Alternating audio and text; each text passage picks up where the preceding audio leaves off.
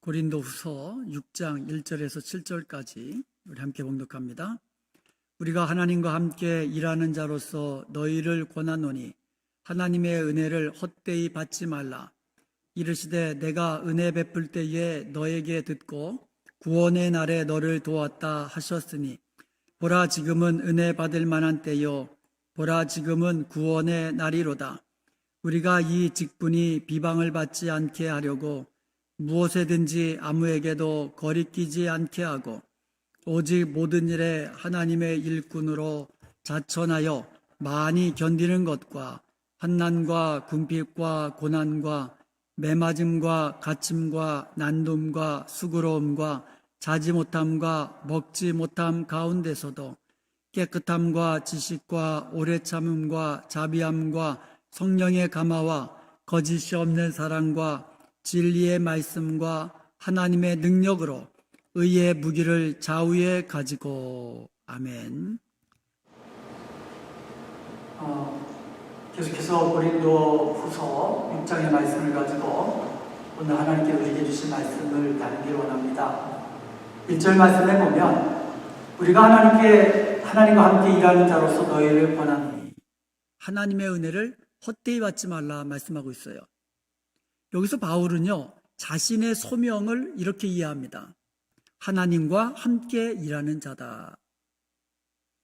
우리는요, 하나님과 함께 일하는 자들입니다. 하나님께서 우리에게 맡겨주신 일을 할 때에 내 힘으로 하는 것도 아니고요, 내 지식으로 하는 것도 아니고, 내 능력으로 하는 것도 아니고요, 오직 성령의 능력과 성령께서 주신 은사로 맡겨진 일 감당하는 자인 줄로 믿습니다. 나 혼자 한다면 얼마나 힘들고 또 어렵고 또 내 능력이 부족할 수도 있어요. 지혜도 부족하고.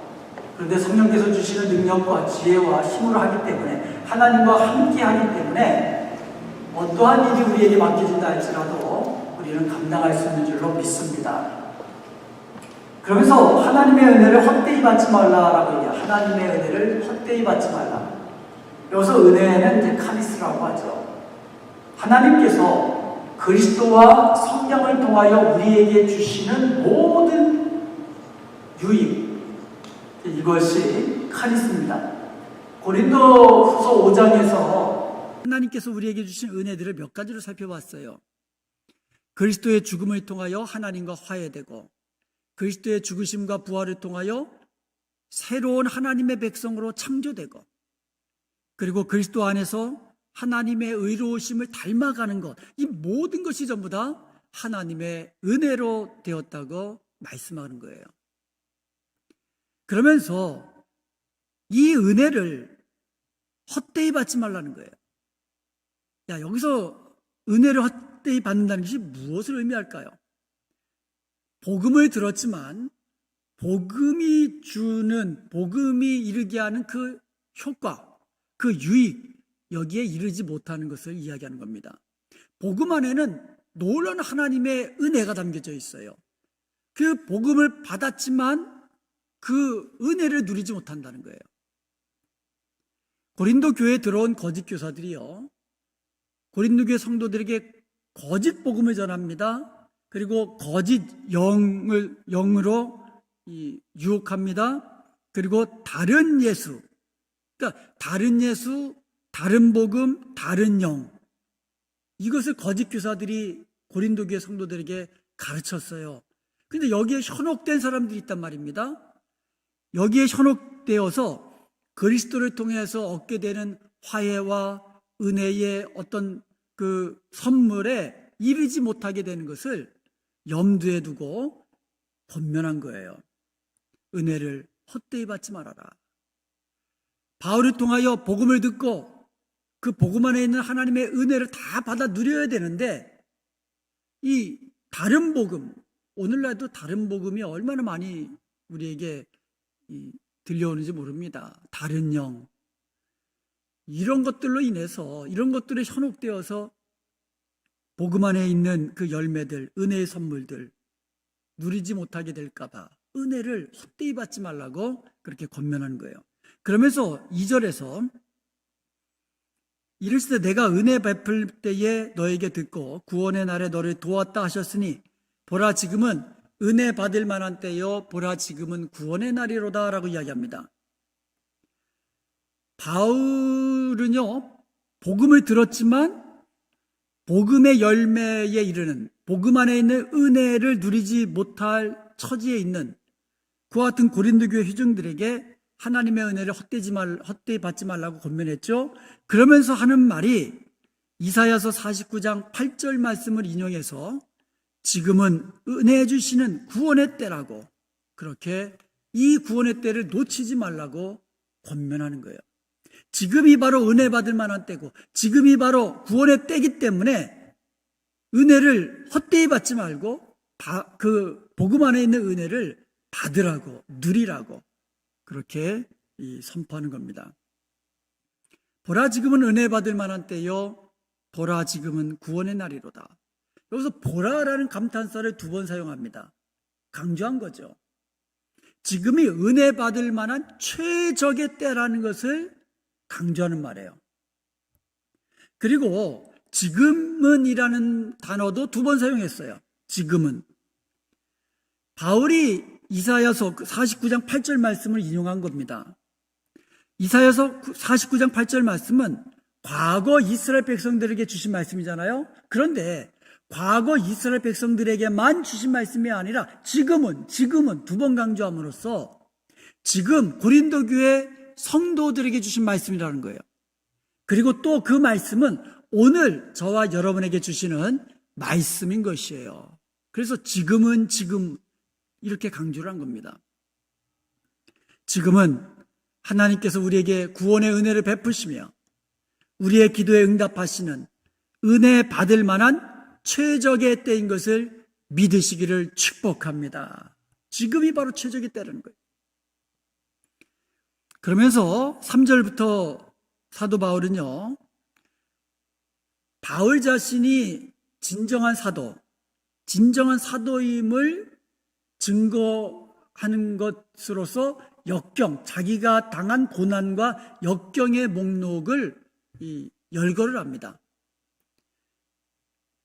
바울이 진정한 사도임을 증명하는 것 중에 하나가 바울이 복음을 증거하면서 받았던 그 고난들을 제시하는 거예요. 하나님의 은혜를 받은 자들은요, 하나님의 은혜를 누리며 살아야 될 줄로 믿습니다. 그래서 우리 성도들은요, 기쁘고 즐겁고 감사하면서 살아야 돼요. 늘 그렇게 살아야 돼요. 그런데 이것은요, 고난과 역경이 없는 삶을 의미하는 것은 아니라는 거예요. 그리스도 안에서 평안함이 있고 그리스도 안에서 기쁨이 있고 그리스도 안에서 감사가 넘치는 삶을 누린다고 해서 고난이 없다는 말은 아니라는 거죠. 이 땅에 살면서 고난 없는 사람이 어디 있습니까? 역경 없는 사람이 어디 있습니까? 하나님의 은혜를 받은 자는 하나님의 은혜를 전하는 자로 살아야 됩니다. 그런데 우리가 하나님의 은혜를 전하는 자로 살다 보면 때로는 손해도 보고 때로는 억울한 일도 당하고 때로는 우리가 고난도 당하고 역경도 찾아온다는 말씀이에요. 바울이 자신이 하나님께 은혜 받은 진정한 사도임을 자신이 받은 고난과 역경을 통하여서 증거하고 있다고 말씀을 드렸습니다. 그게 3절입니다. 우리가 이 직분이 비방을 받지 않게 하려고 무엇에든지 아무에게도 꺼리끼지 않게 하고, 바울은요, 자신이 그리스도의 대사고 그리스도의 동역자로서 하나님의 부르심에 합당한 삶을 살기를 애쓰고 있다고 지금 이야기하고 있는 거예요. 바울은 예수님을 만난 이후로, 부활의 주님을 만난 이후로 이방인의 사도로서 땅끝까지 주의 복음을 증거하는 일에 정말 최선을 다했습니다. 그 복음 증거하는 이 말로만 복음 증거하는 것이 아니라 복음에 합당한 삶을 살려고 애를 썼다는 것이죠. 이것은 복음을 전하는 자의 삶이 어떠해야 된다는 것을 우리에게 알려주고 있습니다. 이 세상에서 화해의 복음, 화목해 하는 복음을 전하는 자들은요, 크리스찬이라는, 그리스도인이라는 이름에 걸맞게 그렇게 살아가야만 하는 것이에요. 세상에서 비방받으면 안 되잖아요. 어디서든지 누구에서든지 꺼리끼는 자로 살아서는 안 되는 것이죠. 우리가 세상에서 복음의 그러니까 우리가 전하는 복음이 책 잡히지 않도록 살아야 된다는 것이죠. 복음을 전하는 자에게는 복음에 합당한 삶을 살아야 한다는 사명이 함께 주어지는 거예요. 우리가 복음을 증거하려고 한다면 복음을 증거하는 자에게 합당한 삶을 살아야 한다는 것이죠. 그게 사명이라는 거예요. 복음 증거도 사명이고 복음에 합당한 삶을 사는 것도 사명이라는 거예요. 말로만 증거하는 것이 아니라 삶으로도 증거해야 된다는 것이죠. 그래서 바울은요, 그렇게 복음에 합당한 삶을 살기 위해서, 복음 증거하는 삶을 살기 위해서 그렇게 그리스도의 이 대사로서 살다 보니까 고난과 역경이 찾아오더라 이거예요. 그가 당한 고난과 역경의 목록을 한번 살펴보도록 하겠습니다. 4절 한번 보겠습니다. 오직 모든 일에 하나님의 일꾼으로 자천하여 많이 견디는 것과 환난과 궁핍과 고난과 이렇게 되어 있어요. 바울이 스스로 하나님의 일꾼으로 자처합니다. 그리스도의 대사로 자천합니다. 그 증거로서 자신이 그리스도를 위해서 당한 고난과 역경을 제시하는 거예요. 그 첫 번째가 많이 견디는 겁니다. 많이 견디는 것. 인내죠, 인내. 근데 그냥 인내가 아니에요. 많은 인내. 인내를 많이 할 정도로 고난을 많이 받았다는 거예요. 고난이 없으면 인내할 필요가 별로 없잖아요. 그런데 고난과 역경이 많으니까 많은 인내로서 그 일을 감당할 수밖에 없었다는 것이죠. 고린도후서 12장 12절에 보면 사도의 표가 된 것은 내가 너희 가운데서 모든 참음과 표적과 기사와 능력을 행한 것이다. 사도의 표적이 첫 번째가 뭐라고요? 이적을 행하고 병을 고치고 이게 아니라는 거죠. 바울이 자기가 사도된 첫 번째 증거가 모든 참음이에요. 모든 참음. 모든 인내라는 거죠. 그러니까 바울이 많이 인내할 수밖에 없었고 그리고 모든 인내로서 그러니까 복음을 전하는 사도직을 감당할 수 있었다는 거예요.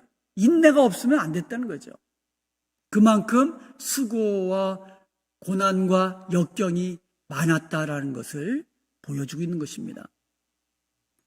인내는 반대에 부딪혔을 때에 낙심하지 않고 용기와 끈기로 이겨나갈 수 있는 그 능력을 말하는 겁니다. 그러니까 바울의 사역 현장이 어떻습니까? 늘 반대, 늘 핍박, 늘 소요가 있고 이런 일들이 연속됐거든요. 그런 것들을 용기와 끈기를 가지고 이겨나기 위해서는 뭐가 필요하다고요? 인내가 필요하다는 거예요. 인내가.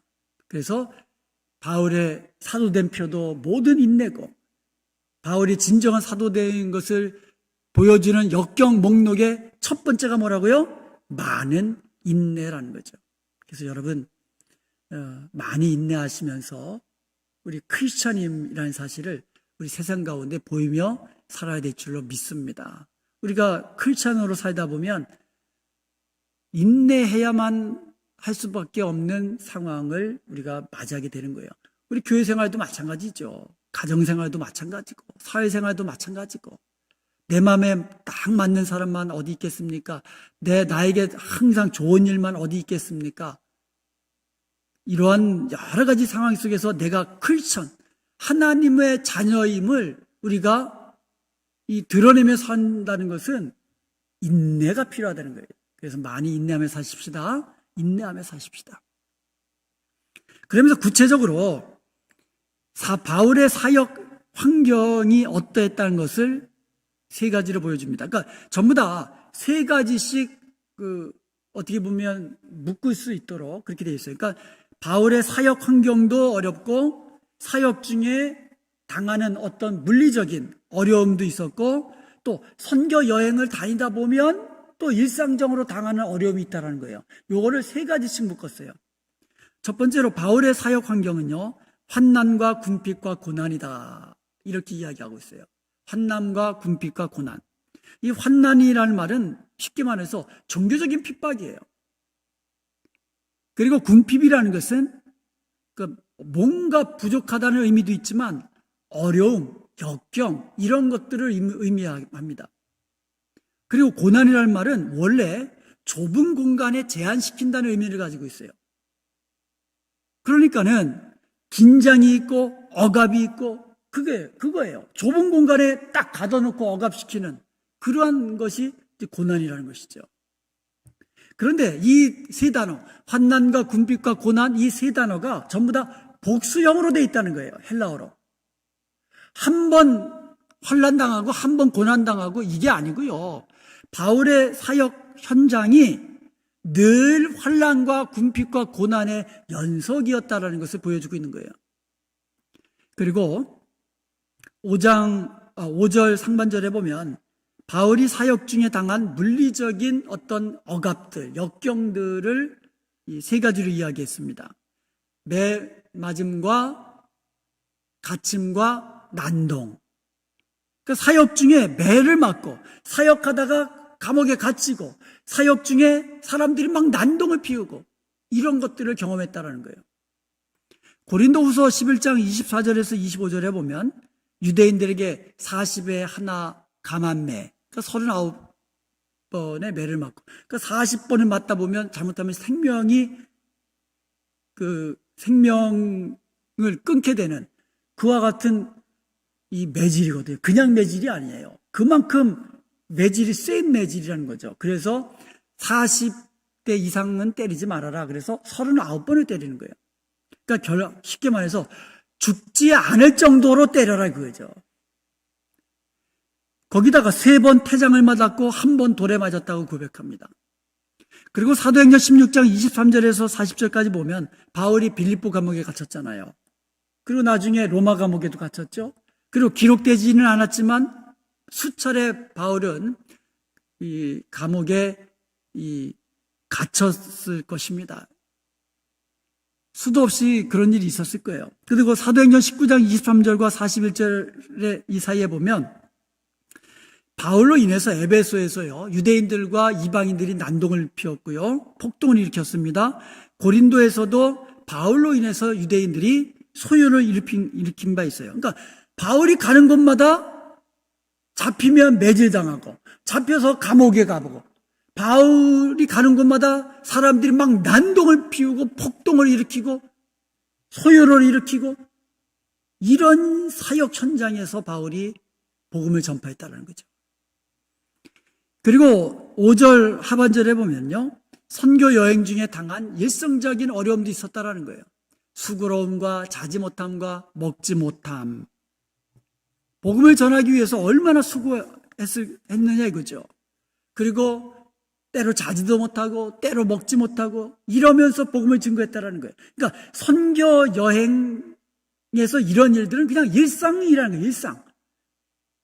선교 다니면서 때로는 자지 못하고 선교 다니면서 때로는 먹지 못하고 이런 것들, 그러니까 많은 인내로부터 시작해가지고 먹지 못하는 데까지 수많은 역경 목록을 통해서 바울이 강조하는 것이 있습니다. 바울이 강조하고자 하는 것은 뭐냐면 이런 수많은 역경 가운데서도 바울 자신은 복음을 위해서 이 모든 역경을 묵묵히 이겨냈다라는 거예요. 이런 역경이 있어서 거기서 멈춘 것이 아니라 어떠한 역경이 온다 할지라도 그것을 이겨나갔다는 거예요. 견뎌나갔다는 거예요. 그것을 강조하고 있는 겁니다. 그것이 자신이 그리스도의 대사임을 보여주는 증거다. 그것을 이야기하는 거예요. 여러분, 우리가 크리스천이라는 증거 뭐로 보여줄 거예요? 세상에서 내가 크리스천입니다. 말로 해서 세상 사람들이 내가 진정한 크리스천임을, 리얼 크리스천임을 세상 사람들이 인정하지 않습니다. 어떤 어려움 속에서도 묵묵히 이겨나가는 것, 견뎌나가는 것, 복음에 합당한 삶을 살기 위해서 복음을 증거하면서 여러 가지 어려움이 만나도 손해도 보고 억울한 일을 당하여도 묵묵히 인내하면서 묵묵히 끈기를 가지고 이겨나가는 우리의 모습을 통하여서 나는 진정한 크리스천입니다. 이것을 사람들에게 보여줄 수 있어야 되고 또 보여주어야 한다는 것이에요. 바울이 그것을 이야기하고 있는 겁니다. 그리고 나서 이제 바울이 6절과 7절 했어요. 이런 사역 현장, 가는 곳마다 고난과 역경이 기다리고 늘 반대자들이 있는 이러한 사역 현장 속에서 바울의 사역 자세와 바울의 사역 방식을 알려주고 있습니다. 이렇게 역경 속에서도 바울은 어떤 자세로 사역을 했는가? 6절 말씀을 한번 보겠습니다. 깨끗함과 지식과 오래 참음과 자비함과 바울의 사역 자세예요. 먼저 깨끗함으로 일했습니다. 이것은 행동과 동기가 순전함을 의미하는 거예요. 그러니까 우리 크리스찬들은요, 좀 순전해야 돼요. 앞에서 하는 거하고 뒤에서 틀리고 이런 모습이 아니라 정말 순전하고 동기도 순전해야 돼요. 행동도 순전해야 돼요. 이게 깨끗함입니다. 그리고 지식으로 일했다고 했는데 이 지식은 뭐 세상 지식이 아니죠. 하나님의 복음에 대한 이해죠. 우리가 하나님의 일을 하기 위해서는요, 하나님의 복음에 대해서, 말씀에 대해서 우리가 잘 알아야 하는 거예요. 지적으로도. 그리고 오래 참음과 자비함이라고 나오는데요. 갈라디아서 5장 22절에 보면 성령의 열매의 목록들이 나옵니다. 여기에도 보면 오래 참음과 자비가 연이어서 나오는 것을 볼 수가 있어요. 그러니까 오래 참음과 자비는요, 이 두 성품은 함께 품어야 효력을 발생할 수 있다는 것을 알려주고 있어요. 그래서 오래 참으면서 다른 사람에게 선하고 친절하게 하고 관용을 베풀기 위해서는 오래 참음이 필요하다는 거예요. 다른 사람에게 자비라는 말은 다른 사람에게 친절히 행하고 다른 사람에게 관용하고 다른 사람에게 선하게 하고, 이게 자비거든요. 그러려면 오래 참음이 필요하다는 것이죠. 그 사도 바울이 일하는 자세가 바로 이랬다는 거예요. 동기가 순수하고 행위가 순전하고 깨끗하고, 그리고 자기가 전하는 말씀에 대한, 복음에 대한 확실한 이 지식이 있고 오래 참음과 자비로서 일했다는 것을 알 수가 있습니다. 그리고 바울의 사역 방식은 6절과 7절에 나오는데요. 한번 보겠습니다. 성령의 감화와 거짓이 없는 사랑과 진리의 말씀과 하나님의 능력으로 의의 무기를 좌우에 가지고, 바울이 일할 때에 일하는 방식이 있어요. 그 첫 번째가 뭐예요? 성령의 감화와. 바울은 성령으로 사역을 시작하고 있어요.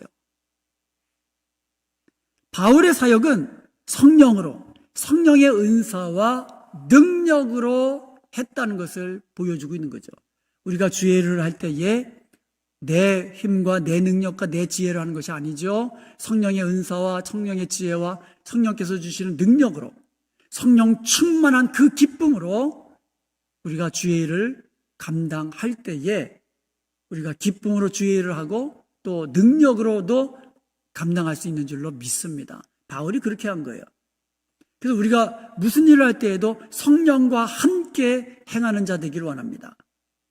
그리고 거짓이 없는 사랑으로 일했다 그랬거든요. 이것은 위선이 없는 사랑이에요. 그러니까 진정한 사랑으로 행했다라는 거예요. 바울이 사역할 때에는 그리스도의 사랑으로, 하나님의 사랑으로, 진정한 사랑으로, 위선이 없는 사랑으로, 처음 사랑으로 그렇게 사역을 했는데, 이것이 바로 저와 여러분의 사역의 방식이 되어야 될 줄로 믿습니다. 성령으로, 사랑으로 우리가 주의를 감당하는 저와 여러분이 되어야 될 줄로 믿습니다. 그리고 진리의 말씀으로 했다 그랬거든요. 바울이 이 사역하는 주된 방식이 복음 전파였다는 것을 알 수가 있어요. 그런데요, 이 복음 전파 말로만이 아니라 그 다음이 뭐예요? 하나님의 능력으로 의의 무기를 좌우에 가지고, 의의 무기. 고린도서 5장 21절에 보면 하나님의 의로움이 나타나거든요. 하나님의 의로움과 연결된 거예요. 여러분, 우리 성도의 무기는 의로움이에요. 의로움. 이 의로움이라는 무기를 가지고 세상에 나아갈 때에 우리가 전하는 복음 전파도 능력이 나타난다는 거예요. 그래서 바울은요, 성령으로 사랑으로 일을 했고요, 복음 전파와 의로움으로 사역을 감당했다는 거죠. 하나님의 의로우신 성품을 닮은 성도들의 인격과 삶 자체가 사역의 무기입니다. 계속해서 지금 이야기하고 있잖아요. 복음 전파는 말로만이 하는 것이 아니라 하나님 닮은 의로운 모습으로, 의로운 인격과 또 의로운 삶 자체가 복음 전파다라고 이야기하는 겁니다. 사랑하는 성도 여러분, 우리가 일하는 이 방식도 바울의 사역 방식을 우리가 배워야 될 줄로 믿습니다.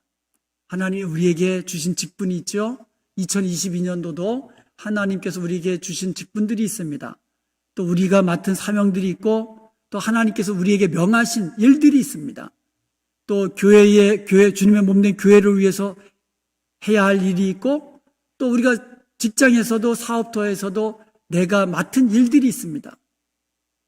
이 모든 일을 우리가 감당할 때에 내 힘과 능력이 아니라 성령으로 행하고 사랑으로 행하는 저와 여러분이 되고, 그리고 우리의 입술로 때를 얻든지 못 얻든지 예수 그리스도의 복음을 전하는 자가 되고, 또 우리의 삶으로 하나님의 의로우심을 닮은 그와 같은 인격과 삶을 통하여 내가 증거하는 복음이 세상에 책 잡히는 것이 아니라 오히려 빛 가운데 드러나는 그와 같은 저와 여러분이 될 수 있기를 주님의 이름으로 간절히 축원드립니다.